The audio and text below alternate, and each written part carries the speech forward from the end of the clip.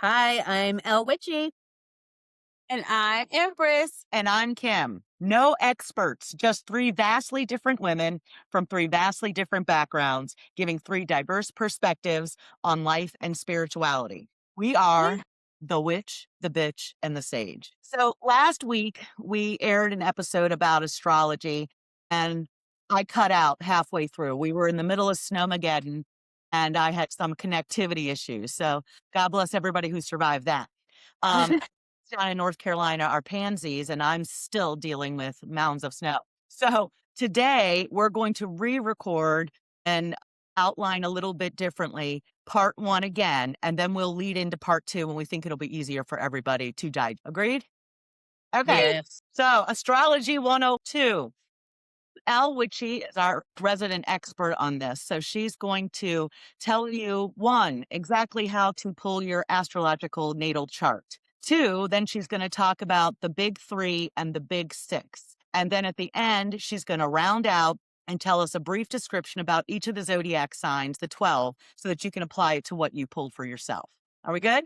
All right. Al Witchy, take it away. All right. So, again, just to reiterate, I'm not an expert at all, but this is just my understanding of astrology so that way everybody, I don't even have to go into the big tirade because hopefully everybody's watched the other one, but I'm not an expert. This is my understanding. So, there's some information that I messed up in my outline. So, that's why I want to kind of take a step back, anyways, in general, and kind of explain just a little bit about different various charts. Since we're talking about astrology. So, and also types of astrology as well. So, first off, there's Western astrology or tropical astrology, and that's based on seasons and it focuses on traits and life paths. So, that's like the real focus of that.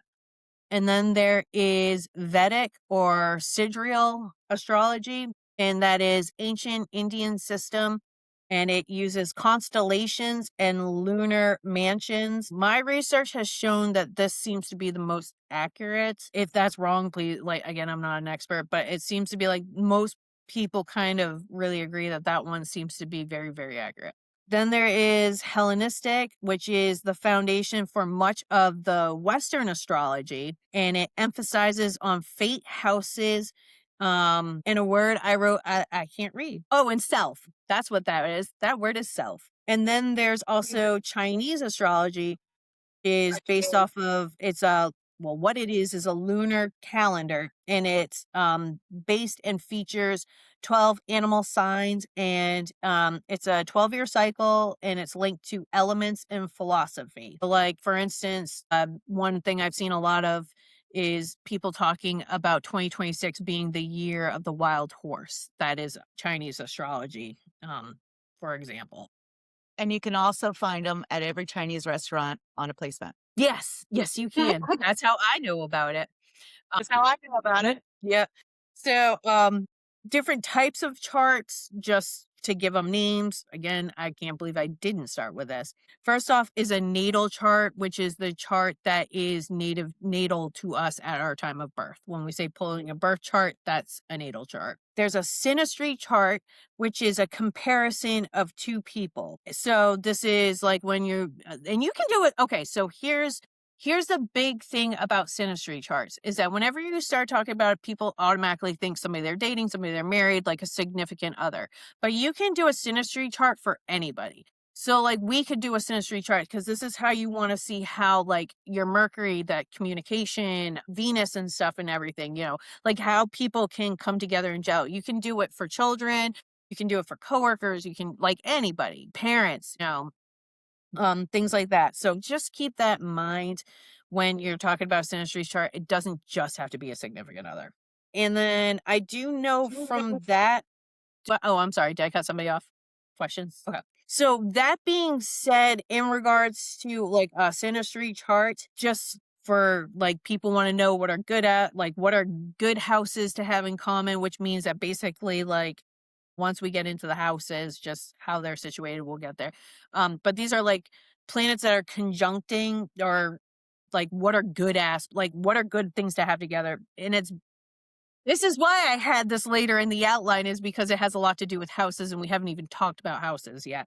But just bookmark. Most difficult houses to have in common are like an 8th house and 12th house. That's what you would call a synastry, meaning overlap. And then the most harmonious overlaps are to have a 1, a 4th, 5, 7, and 11th house overlay. And like I said, this will make a little bit more sense when we get into houses. But yeah, that's something. So most difficult 8 and 12 houses, best 1, 4, 5, 7, and 11. So you got better with best than you do with bad. So that's a good one. So yeah, so that's just different types of charts. I really should have opened with that. So just I won't read the excerpt because again we're going to leave the other episode up. So please go ahead and watch that for some information. But the history of astrology, what is it? Astrology studies the movement of the sun, moon, and planets, as well as how they connect to all living matter. And again, this is all going to be based off of like a natal chart and then transit charts. Oh yeah, transit chart. I'm sorry, I probably should have added that too. Transit chart is when you take your natal chart and just like a synastry chart where you're trying to line up two charts together to see how your two natal charts line up, like in general, like how you present and how you work together. Transit chart is taking your natal chart and then mapping out where planets are today. So that's why my pizza pan astrology is so important, because that's what I'm actually charting with this. This is for a transit chart, but I've got my placements on here so that way when I move all the crystals, I know how are they going to interact with my different houses, as well as like what they are and what my planets are. So that this is a transit chart. That's why you map that, is to see, hey, what the fuck in the year of the horse, the wild horse in 2026. I've already had a transit chart reading specifically to see kind of what can I expect. So that way I'm not caught off guard. It's good to know. Going back to it. So that's astrology. Since when? As early as 2900 BC. And again, Sumerian temples that were called the ziggurats or ziggurats. I don't know, whatever. The terraced pyramids were used to observe the stars and planets. It was definitely the first science. And science, again, does support astrology, with Einstein, his right-hand man, David Brahm, helping him. To pull a natal chart, you need to go to a website. There's plenty of free ones out there. AstroSeek, astro-seek.com is one. And then it's astrologycafe.com is another one. Those are, and Empress, your thoughts on Astrology Cafe? Oh, you're muted. My dogs were in here cutting up. I had to mute it. I'm feeding mine treats. That's okay. I got to do that next time to keep them quiet. They just Yeah. busted the door open. So I've used both of them. And if you're a newbie, I found Astrology Cafe to be more user friendly as far as reading the planets and the different descriptions. And it was easier to input the information. So, and if you don't know your exact time you were born, you can pull your chart, but it's not going to be completely accurate. So if you could find the exact time you were born, it's really important to get your chart like accurate. My 2 Most cents. birth certificates do have them. Most. Yeah. Yeah. Oh, sorry. I was Mine going to did, say, but my husband's didn't, but mine's did. But we your were birth born in. certificate? Yeah. I needed to reorder a copy. A copy I got from Rhode Island, which is where I was born, did not have it. My original got lost probably. I got a copy and it didn't have the time of birth on it. And I just ordered one last year. Like I said, I documented it on my TikTok because I did a spell to have it. Since I already had a copy that didn't have it, there was a high probability I was going to get another copy without it. So, yep. So you Maybe can. that's why the copies don't have it on there. So Okay. either way, if you have your exact time of birth, AM, PM, 621, whatever it is, it's going to give you a more accurate reading. It's going to give you a more accurate. And if you can't find the time or you can't get it on your documentation of your birth certificate, if you can, ask a family member or a parent or something like, hey, do you remember? Was it nighttime, daytime? Just try to get as close as you can. So, because like she said, the planets, they do moves. Just to try to get as close as you can. Yeah, rising sign changes. That's the one thing. If you don't have your time of birth, you don't know what planets are what. because you won't have your rising sign. That's very specific to where it is on the horizon. So, and that's how you know it is that time. So you won't have a rising sign and you won't be able to follow your houses. So that's why it's important, but it's important, but it's not detrimental. Right, right. Exactly, exactly. That's a great way of putting it. I agree. You do need to know where you were born, City like and where state. the hospital was or home or whatever. Yeah. Most of them, and I do believe Astrology Cafe, it's the city and state.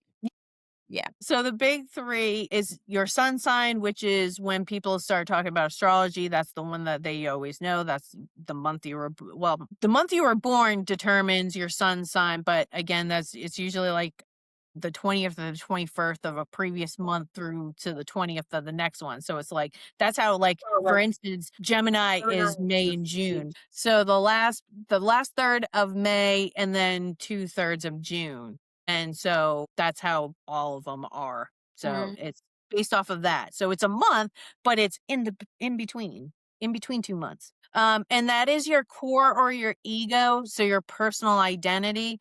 And my understanding to be like a soul's purpose. And again, that changes every like 30 days. Your moon sign, which is how you think or how you process, and that changes every 2.5 days. That's why your time of birth doesn't determine these, because it's not like this thing is like close to changing, unless you're fucking at the last quarter of that day on a moon sign. I mean, there's always that. Near the equator. Yep. And then, of course, your rising sign, which is what we're talking about, which is why you need your time, is how you present to the world or how people would essentially describe you. And that changes every like 2 hours. So, and those are your big three. So, again, that's like you. So, it's, your core or your ego or your soul, however you want to say it, plus how you think, how you process, and then how you present. And those are the big three. Who Okay, can first? I just recap for myself? Can I just recap real quick? Sun, moon, rising, big three. The Yes. sun is how, like your soul contract, right? And then your moon is how you think. And then your rising is like your personality and how you show up. Is that about Yeah, yes. Most people will say ego. I believe it's the soul's purpose. So I wouldn't, but contract would be the same thing as that purpose. I understand exactly why you're saying that. I'm just hesitant to say yes, even in describing it that way, but it's right? your ego. But yes, Okay. I believe so. Empress. Mine was simple. I just missed the sun. How often does that change? Monthly. So next up is that big six. So it's three more planets to make it a big six. And this is how I would say, and these are all personal. All six of these are personal planets, which means it's you, it's your individual. But if you were to say the big three is like you in how you are, even how you present, a big six would literally be how do you interact with others or how do you externally express yourself. So first up is Mercury, which is how you communicate, and that changes every 3 weeks. Next up is your Venus, which is how and what you love. So it's not just about romance or anything of that. It's a lot of things. It's everything in regards to what do It's you like love? your passion. It's like Yes, your you will. passion. Yep. Mars is your drive, your ambition, how you tackle problems, conflict, what I would call a mode of operation. That's a good way of putting it. Sorry, Empress. I know I'm a stickler for this, but I'm taking notes. You're fine. I didn't hear the time for Venus. How often does that change? 5 weeks. I didn't give it because I don't remember saying 5 weeks. It Thank changes you. 5 weeks. Mercury's 3 weeks, Venus is 5 weeks, and Mars is 2 months. 2.5 months. 2 months or Yep. 2.5? Two. Two. Okay. 2.5 days is the moon. Is the moon. Okay, got it. Gotcha. Yep. Gotcha. Okay. And Thank rising's every like 2 hours, something like that, roughly. Gotcha. Okay, Yeah. I got it. Thank you. Okay. Between the three of us vastly different women, can you tell who's going to dive into their natal chart after this and who's just going to eat snacks? Yep. Okay. So now I love it. So now we have outer planets or generational too. I look at some of them as I believe Uranus, Neptune, and Pluto are those generational, whereas the other ones are outer, but I've seen them used interchangeably. So next on the out ring of the outer planets would be, or inner of the outer, there we go, is Jupiter, which is luck and expansion, and Jupiter expands wherever it falls. So that's when you want to look at like your house. Again, first house, I used my big ass as the example of why, because I got it 0 degrees on in my first house and on second, so 0 degrees Libra. So it expands where it's at, and that's why I got a big butt, in my opinion. Um, Elle uh, expands where she's at. yeah. Her. And that changes every year.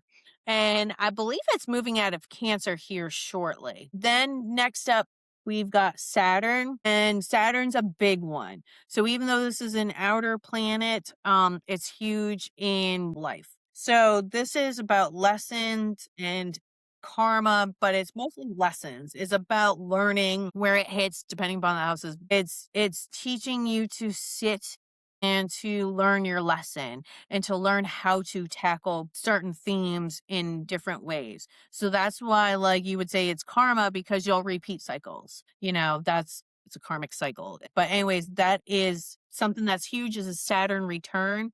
And this happens every roughly 30 years. And with that brings huge, significant change. So again, roughly 2.5 to 3 years, but I believe it changes every 2.5 years. So but people still, there's shadow periods and shit and stuff like that. So I would stick with 2.5 years that you're going to have the Saturn return. And it always happens roughly every 30 years. So again, yeah, when you're 30, 60, and if you live to 90 and you expect huge ass life changing change. So literally, if you look at those time frames, you'll see that. And again, that changes every 2.5 years. Then up, we've got, okay, any questions on either Jupiter or Saturn? Okay. Then up, these are definitely what I would call generational. And it's because of their long duration, because a generation is every 10 years. Next up is Uranus. Uranus is, you can call it Uranus, but I call it Uranus. And this is innovation and change. This changes every 7 years. Right now, it's a big time because, well, right now it's retrograde in Taurus, but Uranus in Gemini is a huge one for change, innovation, revolution, shit like that. So a lot of people are looking at that. Revolution. Then up is Neptune, which is the planet of dreams, illusion, and spirituality. So this one changes every 14 years. And this literally just changed last week because Neptune was in Pisces. So a lot for the past 14 years, like I would literally like look in the past 14 years and see like if you had major things happening and themes of like being unclear, really understanding over like just things being murky for like that's Neptune. And in Pisces, which is again a spiritual, intuitive house, this was like a big one for people. So not having full pictures of shit, but so it was very dreamlike, very dreamy. And now it's in Aries. So now it's in a fucking fire sign. And Aries, it's impulsive. It's wants now. It's like the time for like sitting back and analyzing and thinking about shit is over. It's like go time. That is Neptune in Aries energy. So yeah, I mean, a lot of people had an awakening in the past 14 years, and that would make absolute sense with Neptune being in Pisces. Somebody asked me when's that's going to happen again. That will not happen again in our lifetime. That is done and over with because of that 14 years, and there's 12 different zodiacs. I mean, I did the math. It's 100 and something years will be when it happens again. Okay. Next up is Pluto, or lastly is Pluto, which is the planet of transformation and power. This one's real big, especially right now, because Pluto did just go direct in Aquarius, and we'll get to like Aquarius is the humanitarian innovation change new. Like this is that fucking let's change the world kind of energy. So like that's why it's so big with think about 2026. So we're about to have, and this might be a little like slightly advanced, but not really. because we've already done this one time. So we're about to have Uranus, the planet of innovation and change, in Gemini. Gemini is the twins, it's the light, the dark, it's the curiosity, it's the wanting. And that's being fueled by the planet of transformation and power in Aquarius, which is also an air sign, which is definitely like, hey, what's best for everybody? Type shit. And then you've got Neptune now in Aries, which is about, hey, do it. The time for thinking is over. Like, think about these types of things being lined up. Like, I mean, this is going to be, these are huge transits that are going to be happening. Right now, Uranus is in retro in Taurus. Neptune just moved into Aries. And Pluto is just went direct in Aquarius. And I'm sure there's going to be retrogrades in there. Anyways, I kind of went off, but I don't know. There are people who really don't look at generational planets as being like a thing. Like they don't, and it bothers me. But again, I'm not an expert, but there's just some people who just focus on this big six, and that's all that matters because those things change. My cat's trying to break into my studio, but looking at these is huge. So Pluto changes signs every 12 to 30 years. It has this weird long ass elliptical transit. So there are some where it stays longer than others. But for instance, it's going to be in Aquarius for 19 years. So on the higher end of that 30 years. So yeah, I think it's going to be big. That's myself personally. Questions, concerns, comments. Does anybody want to add anything? Does anybody have any kind of shit where you can be like Saturn was just in Pisces as well. So lessons in karma on the same thing, hidden shit that's about to come out. I have a question. I hear all the time, and I don't know what it means. Mercury's in retrograde. What is that? So retrogrades are the optical illusion of a planet moving backwards. So then it's just because of where we are here on Earth. Because remember, everything is about how we view it from here. So it'll give the optical illusion of moving backwards. Sometimes they'll even go back a sign. That's what I was talking about with Uranus being in Gemini. Technically, it's in Taurus because that's where it's sitting. It's in retrograde in Taurus. So the retrograde means that the illusion, what we see looks like it's further or closer away. And because of that, does it cause like some level of chaos or something? Because people talk about retrograde like, oh my goodness, here it Yes. comes. So retrogrades are a time for refocus and reflection, reevaluation, and revisiting past issues. So, and it's a time to go inward for self-improvement. So part of that is having breakdowns in communication. That's a big one. When somebody's talking about Mercury retrograde, they're talking about issues with communication. Sometimes it's issues with appliances, cars, things like that. Because it's basically making you kind of, again, reflect, go in, past issues. Are you communicating clearly? Since Mercury is the planet. So again, since it's a retrograde of Mercury, it's how you communicate. Okay. Internet issues are a big one. And those, I think Mercury goes retrograde like fucking 2 weeks every couple of months or something stupid. I did not look up how long retrogrades were. Yes. But there are other retrogrades. It's just when I keep Yes. hearing Mercury's going into retrograde, like brace yourself. That's why. Yes, because of the fact that again, that's it's a planet that changes signs every 3 weeks. So if I just said that it spends 2 weeks every like fucking quarter or something stupid like that in retrograde, and then they'll talk about a shadow period. I mentioned a shadow period, meaning you feel the effects before it even happens as well as afterwards. It's like, well, if that were the case, you could never communicate properly. But because again, it moves so often, it's not unusual to have those very frequently. Well, And since it's a personal planet, it affects your day-to-day life. Yes. and it happens frequently enough that I hear it enough. Like when I'll hear it again, I'll be Yes. like, didn't we just get out of it? And it is Yeah. actively okay. Yeah, and you can't win. Like I said, and then people start talking about shadow periods and shit. I fucking hate it. Okay. So when you were talking about right now the different zodiacs beginning Uranus and Pluto and Neptune, because we're in the generational, those are the generational houses. Mm-hmm. So is that just for individuals, or is that also can be a collective energy, like for the Oh, it's a planet? collective energy. Regardless, I guess that's kind of a misnomer because all of it would be collective anyways, if that makes sense, even if it's personal planets. So, Right, but right. yes, but the collective as a whole would move in the same way, yes, but depending upon where it is in your chart makes a difference. Like I said, it's getting kind of cart before the horse, but like, so for instance, I mentioned Gemini in or Uranus in Gemini. Well, that happens to be my 10th house, which is of my career and public image. You may have Gemini. What? Okay, I can tell you exactly where it is. What is your rising sign? Virgo. No, my rising is Scorpio. Scorpio. So you're a Scorpio rising. So 1, 2, 3, 4, 5, 6, 7, 8. 8. So Gemini is your 8th house. So the 8th house is of transformation and shared resources, inheritance, sexuality. This is the 8th house is the house of things that are like hidden, things occult.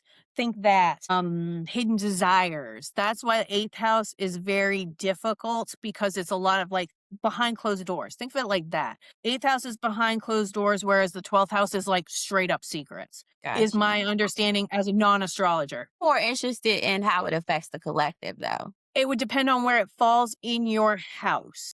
But since it's generational, it'll be like all millennials will feel a very certain energy. But also keep in mind, it's going to be still different for them based off of their rising. So yes, it's a collective energy, but it's more of an emphasis for everybody, but it's going to be more focused here, if that makes sense.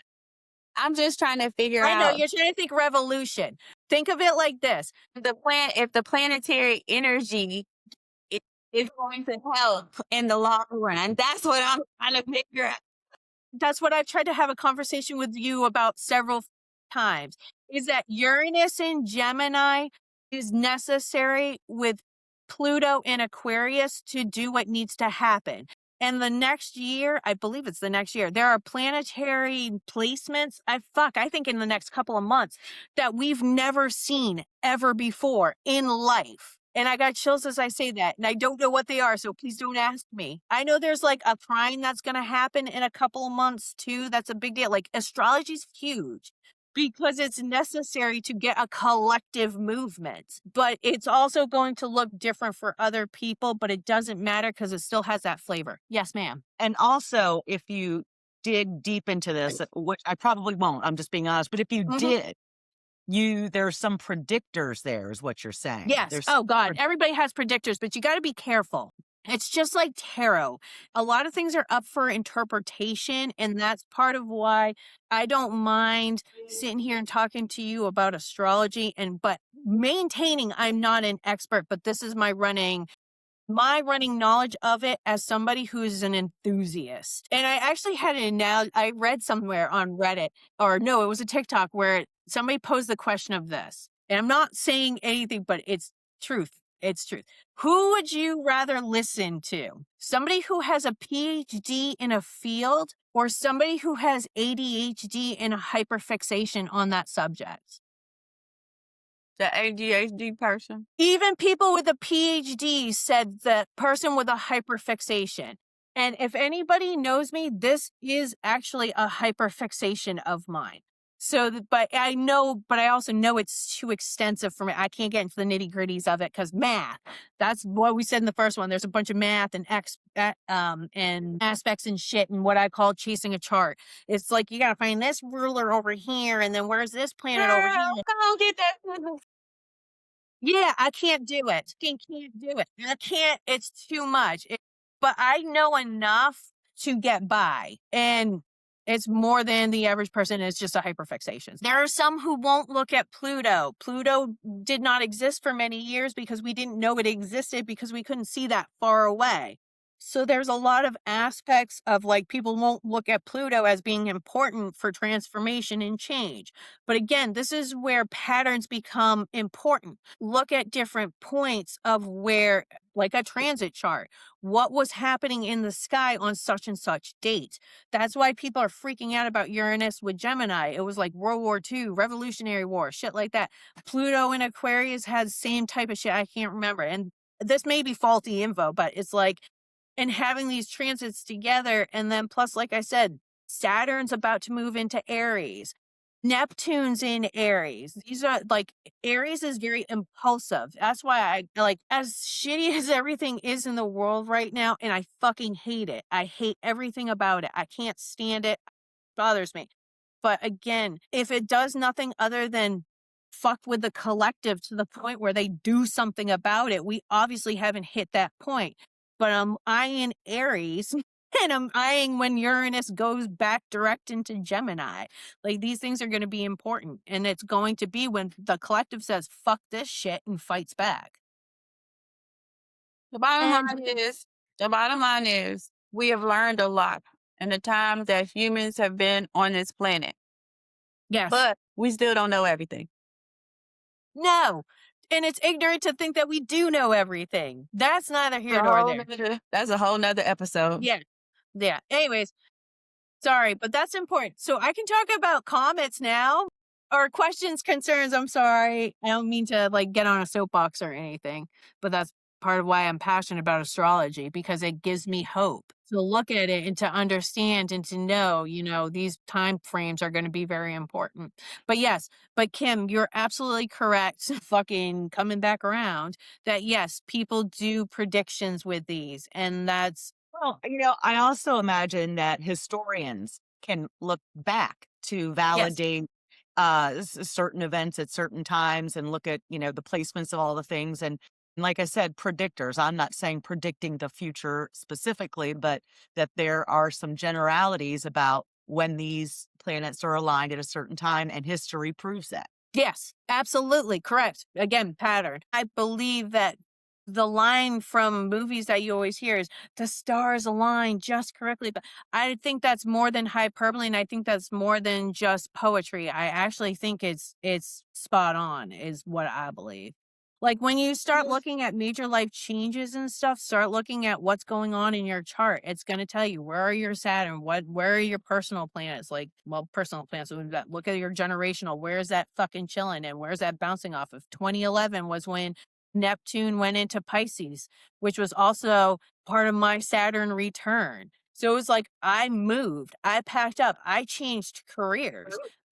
Packed all my shit up. I put a wedding on hold, moved to North Carolina because I liked the weather. And that's how actually, if I hadn't done that, I never would have met Empress because I never would have worked with Emperor because he was part of my not. He was a result of my career change, but not a catalyst for it. So I met him through there.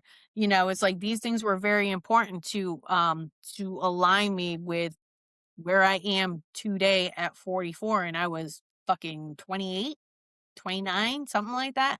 So, okay. All right. So, comets.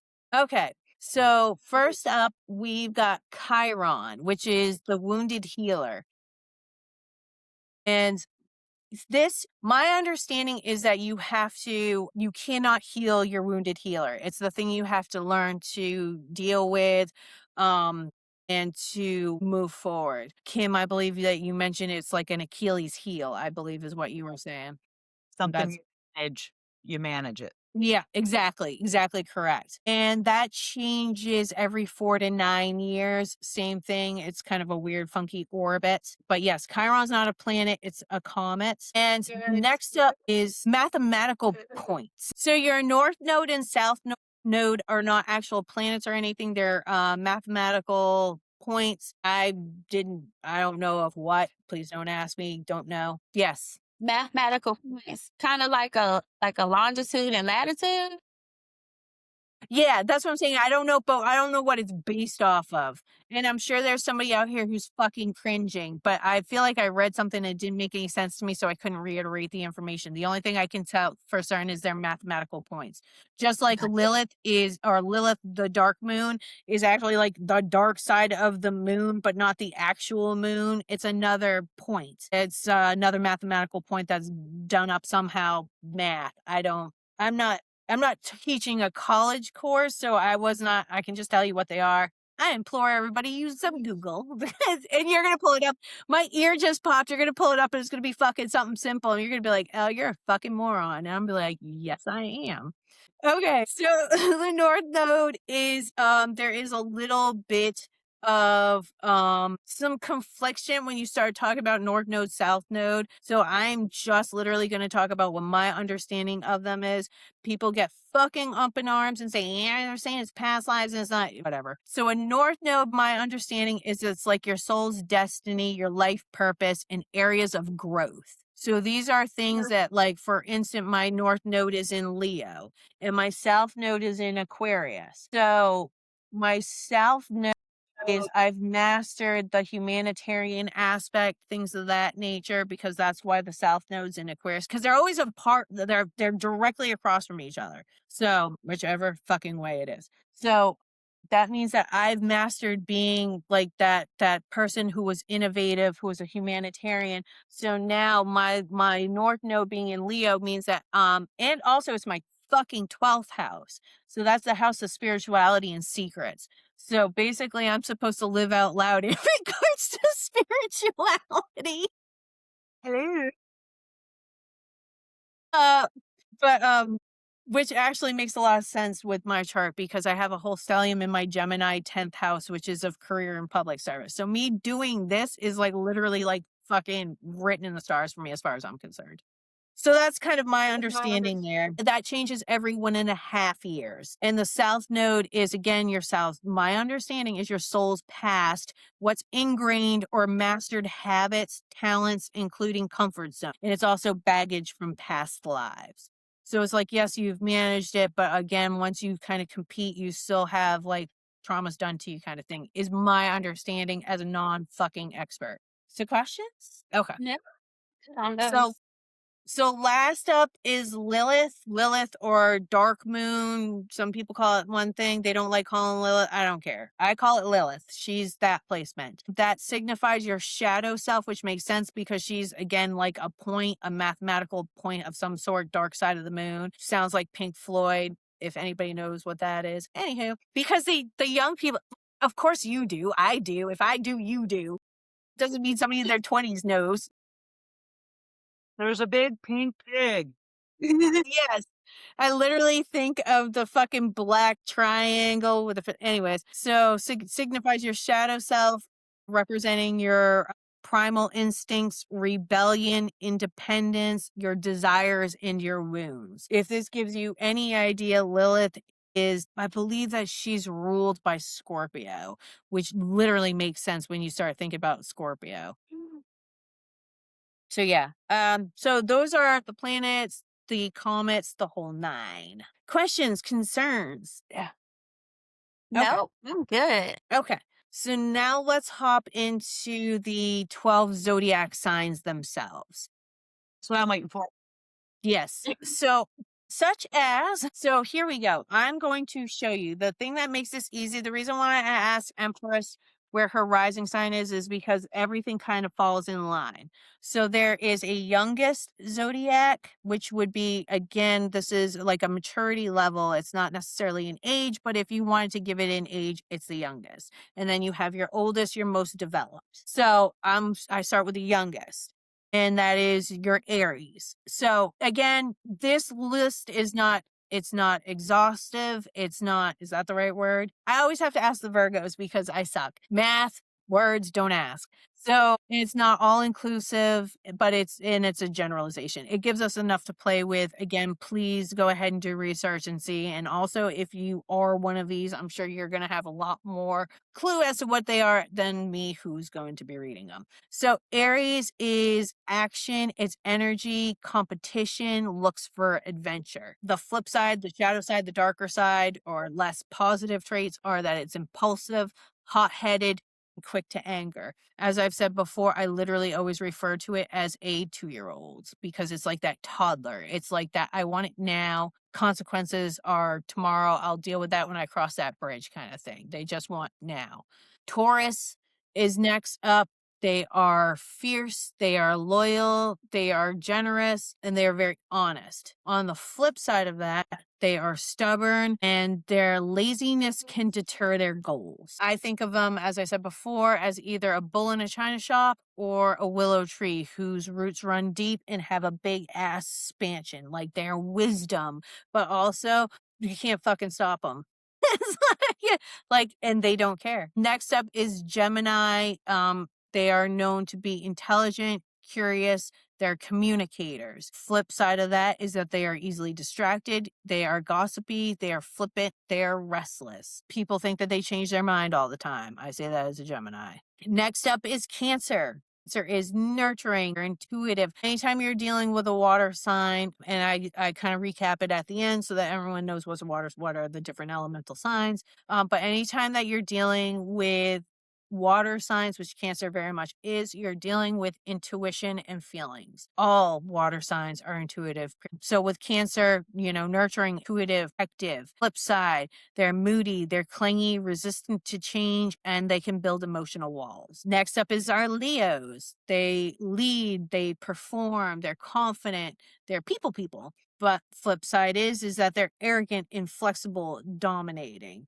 Again, they to me are the showmen of the zodiac. They're just literally the spotlight loves them, and they're just naturals there. Next up, then we got Virgos, which we all have major Virgo placements, but these two are Virgo suns.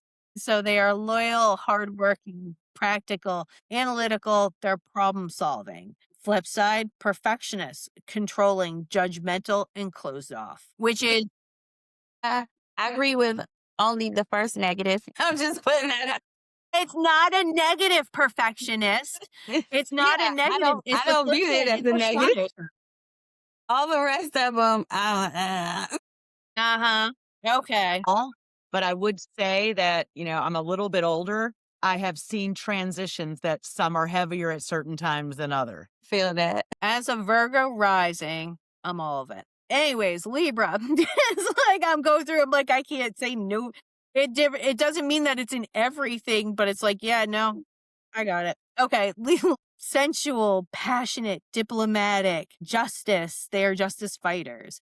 Flip side, they're unpredictable. They like avoiding conflict, and they are very self-preserving, which can mean that since they don't like conflicts, they have a tendency to be people pleasers. Next up is Scorpios. They are passionate, they are loyal, they are intuitive, charismatic. Flip side, they're intense, possessive.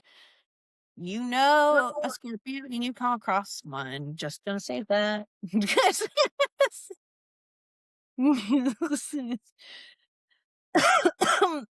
Okay. So fun fact, I was thinking about this. So my mother was a Scorpio, my sister's a Scorpio, my brother's a Scorpio. I'm a Gemini, and I have two brothers who are Geminis. So we are very much Scorpio heavy, and we are very Gemini heavy. I've seen good traits of both. My father is a Virgo, and you guys are Virgos. You know what they say about Virgo men. I was married to one for 28 years. Yours was a different one then. Friends with them, but I don't My think son, I would ever and my partner son is with. also. Your son's a Virgo also? Wow. That's very interesting. What an interesting dynamic. There's a bunch of Listen, Virgos there. That must Here's have what I been. will say. Both of them, okay, I know we're getting a little off track, but both of them as Virgo men were formidable. They're both formidable. Like their opponents in certain areas, you just don't want to cross them. The nice thing about both of those gentlemen, my husband and my son, is they're mature enough to not be confrontational for no reason. My father loves confrontation. But did you hear the word you used? You said gentleman. Keyword gentleman.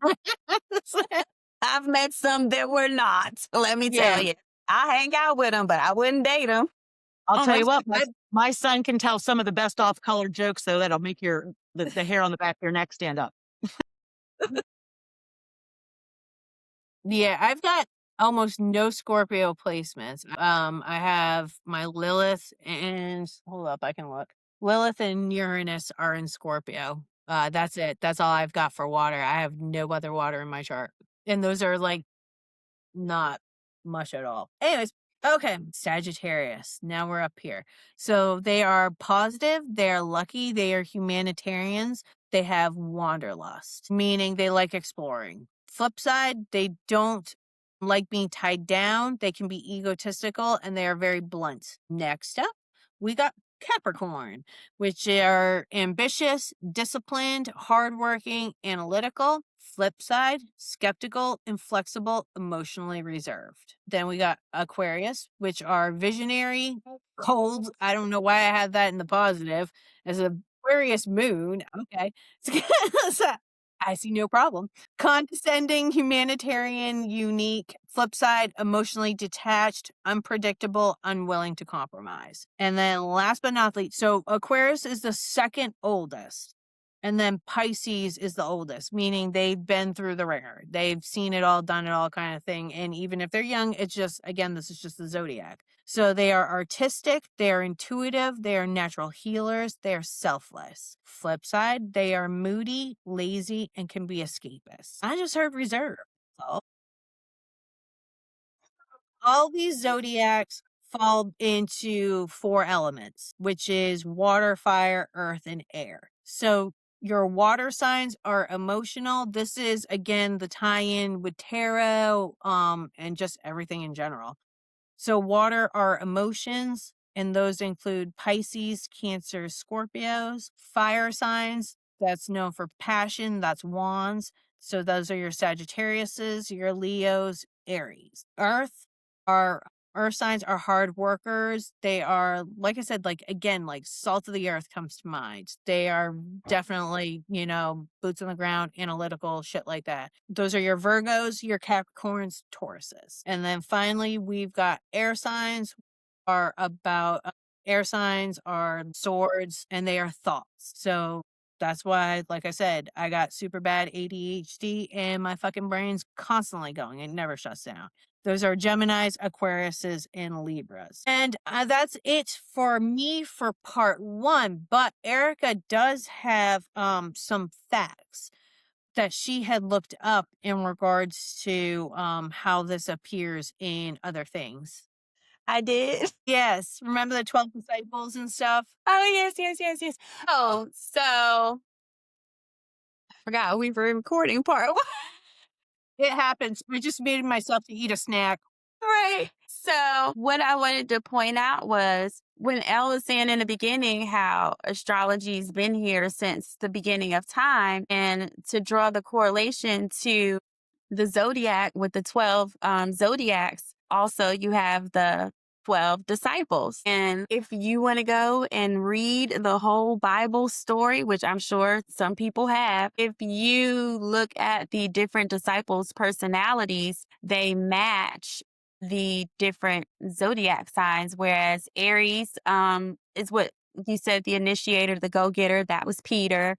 Andrew, that the steady one, that's Taurus. Gemini, the messenger, that's James the lesser, so forth and so forth. Here, Kim, I'll read ours. We're Philip. So Philip was the analyst. So I just want people to understand that even though we might not follow the same faith or believe the same thing, we're still all connected. Whether we like it or not, we're still all connected. Faith kind of rides the line of intuition. When you really believe, you believe in something, like, it's going to happen. I put my faith in it. I'm going to make it happen. That's also relating to intuition. And I just want everybody to understand that there are different ways of learning your truth and understanding your truth, and not to stomp on anyone else's. So I just want us to all learn how to think together and ride that generational planets for the revolution. And I'm that is here my for it. final note. Love it. Are we ready to close the show out? Yes, part 1, yeah. All right. So this concludes part 2 of part 1. So we've released part 1 where I go in and out. And then we're re-recording it a little bit shorter and hopefully a little bit so that you can really understand it. So everybody knows how to pull their astrological chart now. They know a little bit about the zodiac signs, the the big 3, the big 6, and then a lot of other stuff. And we're going to go into part 2 where we're going to break down a bunch more. And then I believe, if I'm right, Elle Witchy, we're going to look at our own individually and talk about that. And so maybe we'll draw out some good comments and conversations from each other. Okay. All right. Well, what's our tagline? Tagline is Energy is the new commodity. Vibe high and please spend it wisely. See you in a few minutes. Yep. Change. I'm doing.